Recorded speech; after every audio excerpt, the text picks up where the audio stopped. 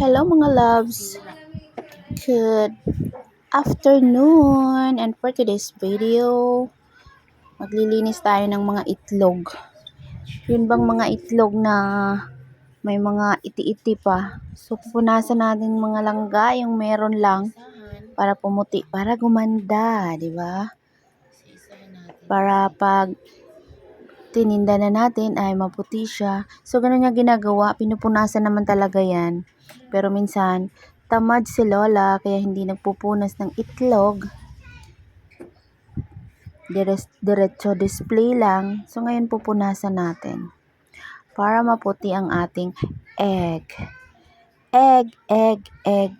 Ayan. So, work is real. Maganda yung nalilinis.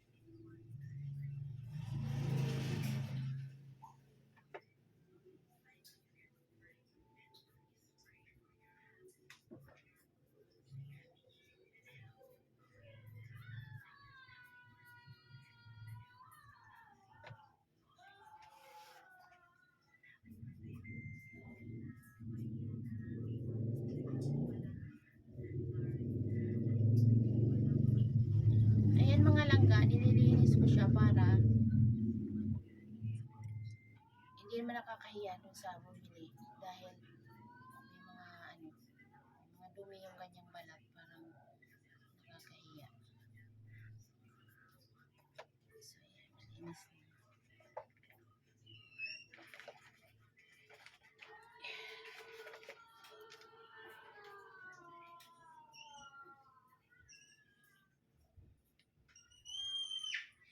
naman lahat.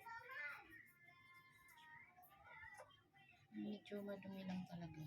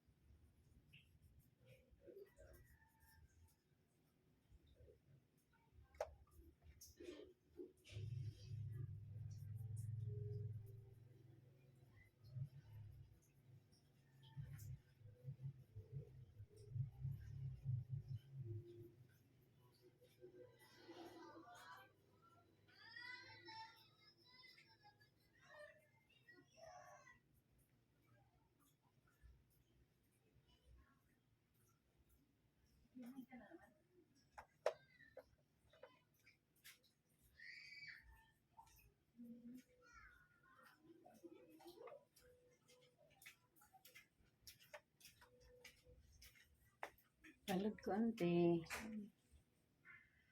Naguntahan gid krapo. Uday, kaya na may mga say na mga langga. Ang ganda-ganda na niya. Wala na siyang dumi. So, small size nga pala yung itlog na tinitinda ko. So, nabibili ko siya ng 225 pesos divided by 30. So, lumalabas siya na 7 pesos and 50 centavos isa. So, tutubuan ko siya. Kaya, magtutubo ako ng 1 peso and 50 centavos sa kada isa. Then, sa isang tray na yan, pag naubos, meron akong 45 pesos. Ayan. Yan lang po. Tas 6 na tray yung pinabili ko ngayon. Kaya, ayan siya. Okay, thank you so much for watching.